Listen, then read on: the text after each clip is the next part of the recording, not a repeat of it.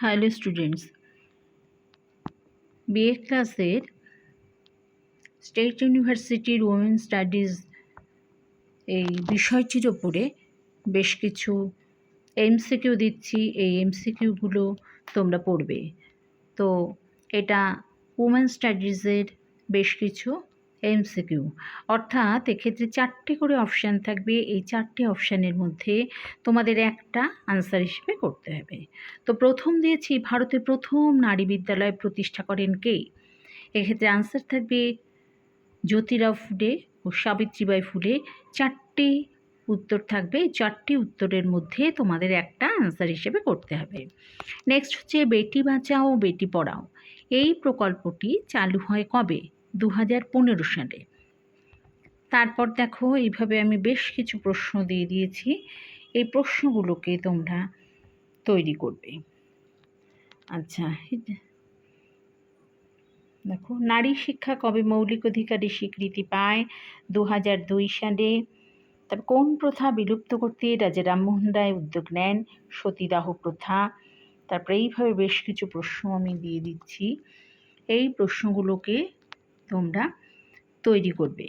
এটা হচ্ছে women স্টাডিজের MCQ.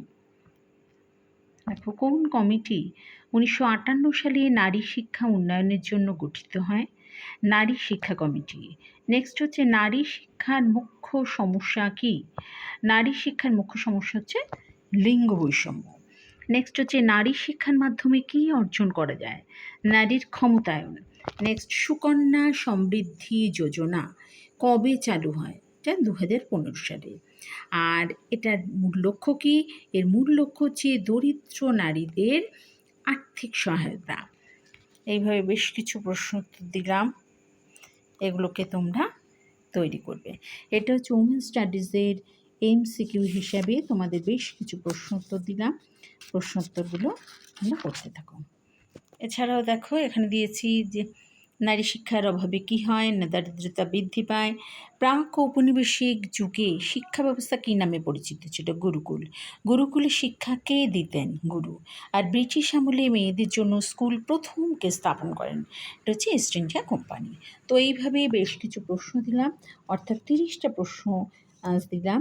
আগেও বেশ কিছু প্রশ্ন দিয়েছি, সেগুলোকে তোমরা তৈরি করতে থাকো। আশা করি এখান থেকেই তোমরা মোটামুটি তৈরি হতে পারবে। তো এটা ছিল ওমেন স্টাডিজের বেশ কিছু প্রশ্নোত্তর।